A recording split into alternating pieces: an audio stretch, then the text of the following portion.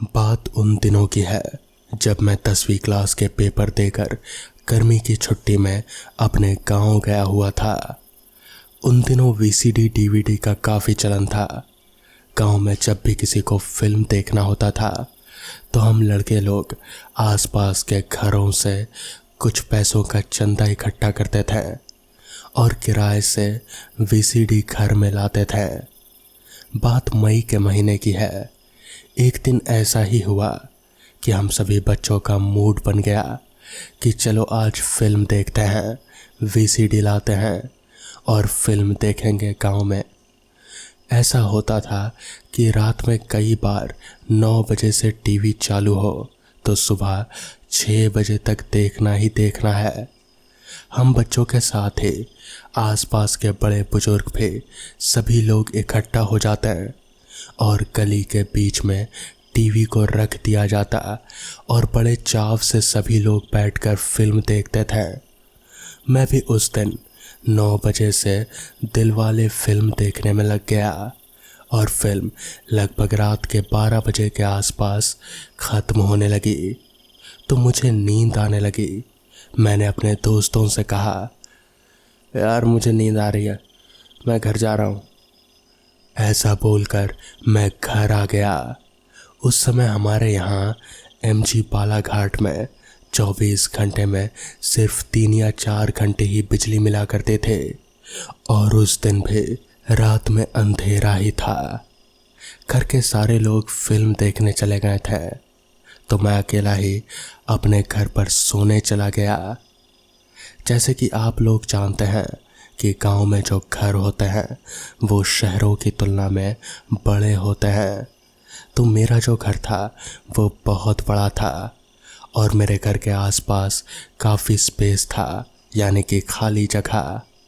तो उन जगहों पर बड़े बड़े आम, अमरूद, जामुन इत्यादि इन सब के पेड़ लगे हुए थे। हुआ यूं कि अचानक ही मेरी नींद 1 घंटे में ही खुल गई, लेकिन मुझे ऐसा लगा कि जैसे मेरी नींद पूरी हो चुकी है और जैसे कि सवेरा होने को आया है। चिड़ियों की चहचहाहट और अंदर से जब मैं बाहर देखा तो आंगन में चांदनी रात थी, तो मुझे ऐसा लगा कि जैसे सवेरा हो चुका है और मुझे बाथरूम की इच्छा हुई। मैं बाथरूम करने के लिए बेधड़क बाहर निकल गया। अब उस समय मैं बच्चा था, घर के सामने ही करने के लिए जाया करता था, लेकिन मुझे ऐसा लगा कि अगर 4 बज गया है तो अब तक तो सब लोगों को घर में वापस लौट जाना चाहिए था, तो फिर अभी तक वो लोग आए क्यों नहीं। खैर, मैं बाथरूम करने के लिए पास ही के पेड़ों के झुरमुट की ओर चला गया। मुझे उस जगह शाम होने के बाद जाने से डर लगता था, लेकिन उस दिन पता नहीं क्यों सब कुछ अटपटा सा लगा। तो ऐसा लगा कि जैसे अब सवेरा हो चुका है तो चलो कोई बात नहीं। फिर मैं बाथरूम करके वापस अपने बिस्तर पर लेटने के लिए आ गया, क्योंकि पूरे घर में अंधेरा था, लाइट नहीं थी और नींद ऐसी लगी कि जैसे कंप्लीट हो चुकी है, तो अब नींद भी नहीं आ रही थी। खुली आंखों से मैं इधर उधर देखने लगा। अचानक देखते देखते मेरी आंखों के सामने 2 आंखें आने लगी। मुझे लगा कि शायद ये मेरा कोई वहम है। कई बार ऐसा होता है कि जब हम आसमान की तरफ खुले आसमान में देखते हैं, दिन में या फिर रात में भी, तो कुछ बल्ब जैसा दिखने लगता है।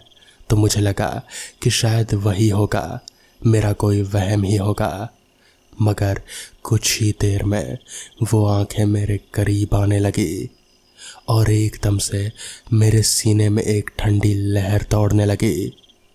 वो आंखें मेरे इतने करीब आ गई कि मैं साफ साफ अब उन आंखों के साथ साथ एक पूरे चेहरे को देख पा रहा था। अंदर से मैं एकदम सिहर गया। डर से मुझे एक हल्की सी कुटिल मुस्कान दिखाई दी। वो चेहरा बहुत ही डरावना था। मुझे कुछ भी समझ में नहीं आ रहा था कि आखिर ये सब हो क्या रहा है। आखिर ये चेहरा है किसका, ये डरावनी आंखें, वो कुटिल मुस्कान, पूरा चेहरा ऐसा लग रहा था कि जैसे सड़ा हुआ हो। मगर मैं जानता था ये नॉर्मल नहीं है। तभी अचानक ही मैंने जोर जोर से हनुमान चालीसा पढ़ना शुरू कर दिया और मेरे ऐसा करते ही वो चेहरा मेरी आंखों के सामने से एकदम से गायब हो गया। मगर वो सब क्या था, ये आज तक मैं कभी समझ नहीं पाया। तो दोस्तों, ये थी आज की पहली कहानी। तो चलिए बढ़ते हैं आज की दूसरी कहानी की ओर। ये बात आज से करीब 25 साल पुरानी है, जब छोटे छोटे गांव में साधारण लोगों के पास कोई वाहन नहीं हुआ करते थे। उनको अगर पास के गांव या फिर शहर जाना होता था तो फिर वो बस से जाते थे या फिर चल कर जाते थे। 25 साल का वामन भी एक ऐसे ही छोटे गांव में रहता था। वो एक साधारण परिवार में था, जहां खेत में दिन भर काम करने पर बस 2 वक्त की रोटी ही नसीब होती थी और कोई भूखा नहीं सोता था। वामन घर का बड़ा बेटा था, तो पूरे घर की जिम्मेदारी अब उस पर ही थी। उसके पिताजी चाहते थे कि वामन अपनी बंजर पड़ी खेती में अच्छे से खेती करके, जिससे साल भर के घर का खाने का इंतजाम हो जाए। लेकिन वामन की सोच कुछ अलग ही थी। वो इन सब खेती बाड़ी में फंस कर नहीं रहना चाहता था, उसे आगे बढ़ना था। वामन पढ़ाई में तो बहुत होशियार था, लेकिन आगे पढ़ाई करने के लिए उसके पिताजी पैसे नहीं भर सकते थे। इस वजह से 12वीं के बाद उसकी पढ़ाई छूट गई थी। घर पर पैसों की कमी हो रही थी, इसलिए वामन ने पास वाले शहर जाकर किसी दुकान पर काम करने की सोची। अगले ही दिन वामन शहर गया और उसे खाद बीज और रसायन की बड़ी दुकान पर काम भी मिल गई। उसने उसके अगले ही दिन काम पर जाना शुरू किया। कुछ महीने तक तो सब कुछ अच्छा चलता रहा।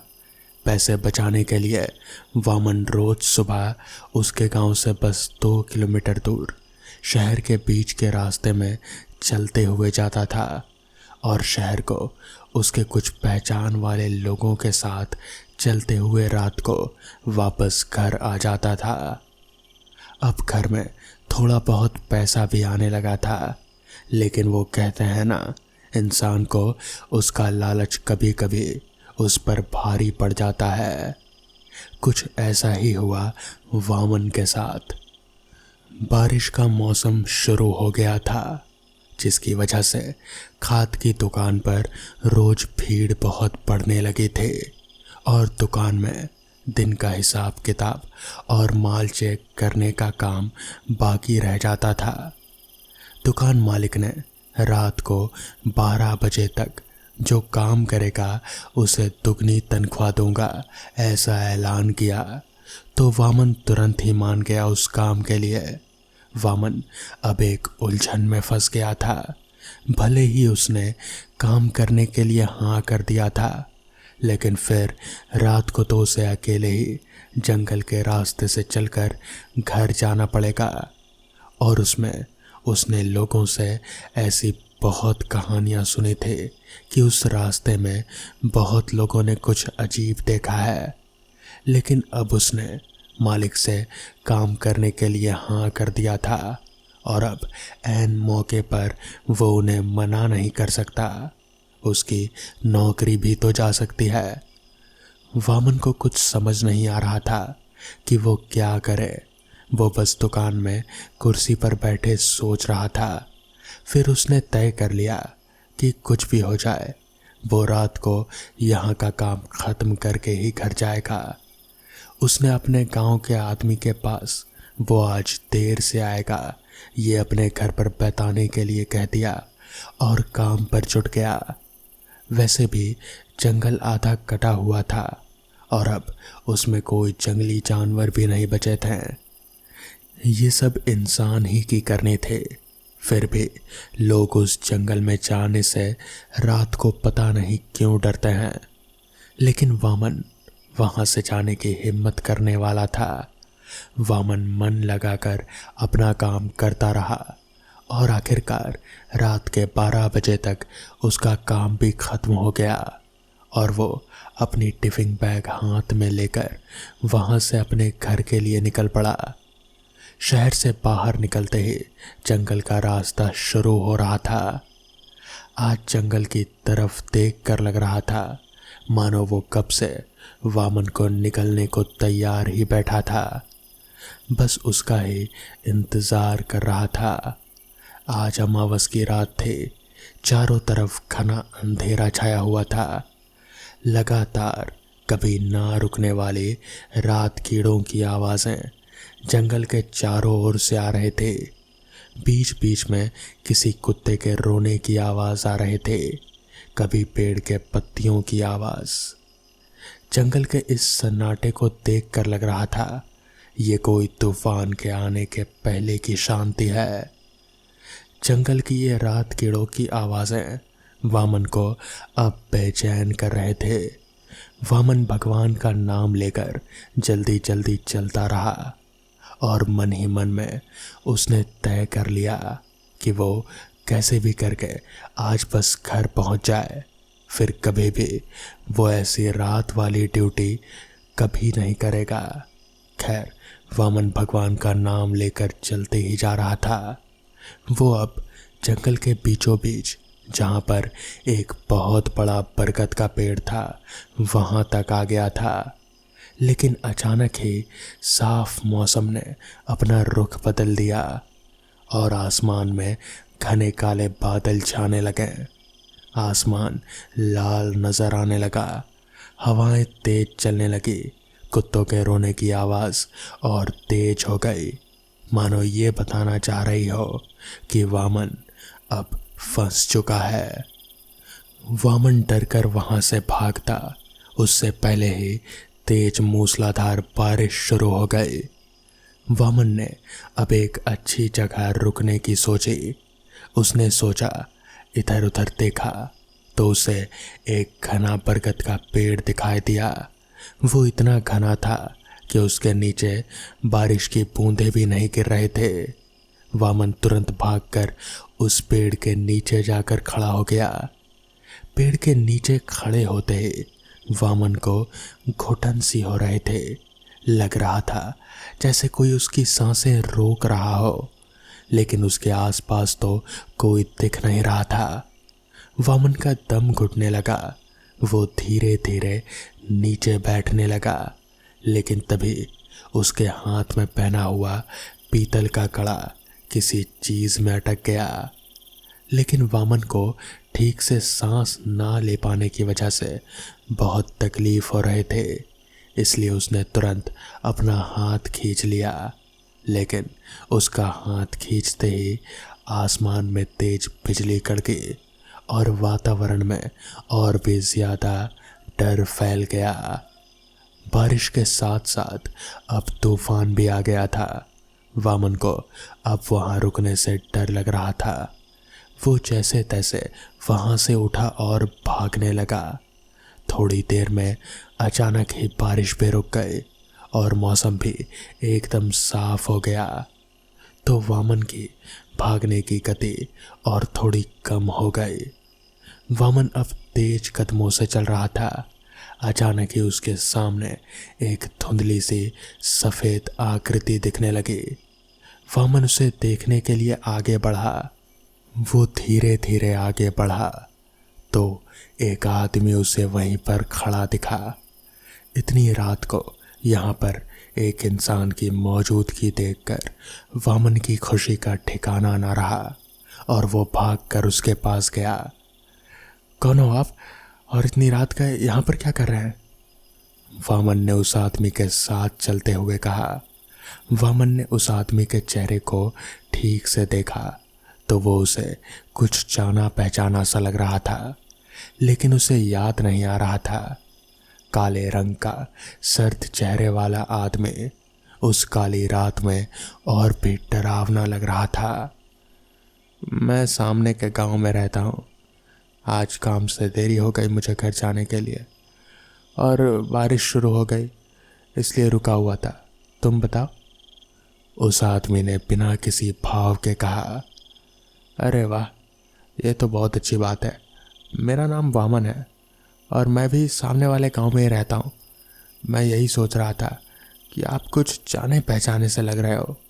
शायद मैंने आपको अपने गांव में ही देखा होगा। वामन ने मुस्कुराते हुए कहा, लेकिन अभी भी उस आदमी का चेहरा शांत ही था। मैं अकेला ही जाता हूँ रोज़ यहाँ से गांव की तरफ। क्या तुम मेरे दोस्त बनना चाहोगे? अचानक ही उस आदमी ने सर्द चेहरे से कहा, जो उसे बड़ा अजीब लगा। लेकिन वामन को भी साथ चाहिए था, इसलिए वो तुरंत मान गया और खुशी से हाथ मिलाने के लिए उसका हाथ अपने हाथ में ले लिया। लेकिन जिस गति से उसने हाथ में लिया था, उसी गति से छोड़ भी दिया। तुम्हारे हाथ इतने ठंडे क्यों हैं? ऐसा लग रहा था मानो जैसे उसने बर्फ हाथ में ले लिया हो।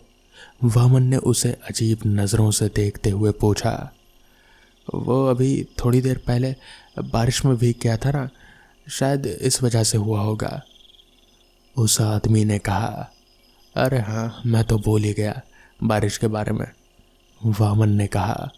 वामन को भी वो आदमी बहुत अजीब लग रहा था। अब वामन को बारिश में भीगने से जितनी ठंड नहीं लग रहे थे, उससे कई ज़्यादा ठंड उसे उस आदमी के करीबी से लग रहे थे। इसलिए वो उससे थोड़ा दूर होकर चलने लगा। वैसे तुम्हारा नाम क्या है? वामन ने पूछा। मेरा नाम है मोहन, मोहन काले, मोहन ने सर्द लहजे में जवाब दिया। अच्छा नाम है, मैंने कई बार सुना हुआ सा लग रहा है, लेकिन याद नहीं आ रहा। वामन ने अपने दिमाग पर जोर डालते हुए कहा। तुम मेरे दोस्त बन गए हो, तो क्या तुम मेरी किसी भी चीज़ में मदद करोगे? मोहन ने सामने देखते हुए पूछा। हाँ, सीधी बात है, अब तो दोस्त बन गए, तो दोस्ती में तो फ़र्ज बनता ही है। मैं आपका काम करूँगा और आप मेरा काम करिएगा, बस ऐसे ही चलेगा और क्या। ठीक है, अब इस बात से मुकर मत जाना, मोहन ने जवाब दिया। हाँ दोस्त, बिल्कुल, मेरा पक्का वादा रहा, वामन ने उसका हाथ वापस से पकड़ते हुए कहा। लेकिन हाथ बर्फ की तरह ठंडा होने की वजह से उसने वापस से तुरंत छोड़ दिया।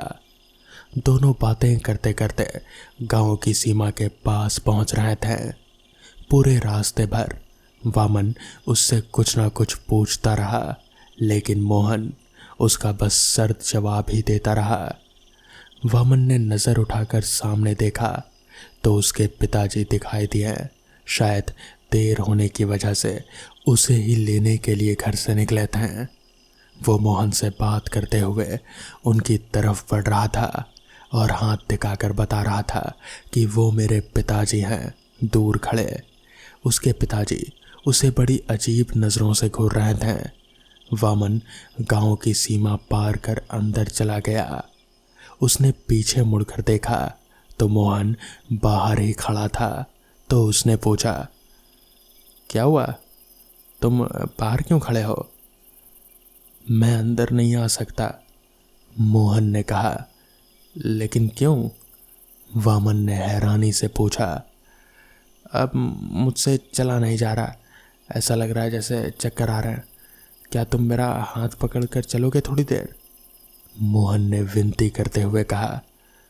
अरे इतनी सी बात, अब दोस्त किस काम के लिए हैं, बस लाओ अपना हाथ लाओ। इतना कहकर वामन ने उसका ठंडा हाथ पकड़ लिया और गांव की सीमा से उसे अंदर ले जाने लगा। इससे पहले कि वो उसका पहला कदम अंदर लेकर आता, उससे पहले ही वामन के पिताजी ने उसके उस हाथ में, जिसने कि उससे मोहन का हाथ पकड़ा हुआ था, उस हाथ में अपनी लाठी मारी और जैसे ही मोहन का हाथ वामन के हाथ से अलग हुआ, वामन के पिताजी ने उसे तुरंत ही गांव से अंदर की सीमा की ओर खींच लिया। वामन ने तुरंत ही अपने पिताजी से डांटते हुए कहा, ये क्या कर रहे हैं आप? वो बेचारा बीमार है, उसने मेरा हाथ पकड़ने को कहा था। इस पर वामन के पिताजी ने उसे समझाते हुए कहा, तू पागल हो गया है क्या? तुझे अंदाजा भी है तो भी क्या करने जा रहा था? तू नहीं जानता वो कौन है? वो कोई इंसान नहीं है, वो एक प्रेत है। वो इसी तलाश में है कि गांव का कोई आदमी उसे अपने साथ उसे गांव के अंदर ले आए। तू नहीं जानता मोहन को? वो मोहन जो अब अपने खेत के साथ चलकर मर गया था, तू नहीं जानता उसे? ये सुनकर वामन को सब कुछ याद आ गया। उसे समझ आ गया कि मोहन कौन है, और फिर उसके पैरों तले की जमीन जैसे खिसकने सी लगी। उसे बहुत डर लगने लगा और डर के मारे वो वहीं जमीन पर बैठ गया। उसका दिमाग दर्द के मारे फटे जा रहा था। उसने गांव की सीमा के बाहर की ओर देखा तो मोहन वहां से गायब था, जिसके बाद उसके पिताजी उसे वहां से घर ले आए और फिर उसे बताया, तू जो करने जा रहा था उससे गांव का सर्वनाश हो जाता।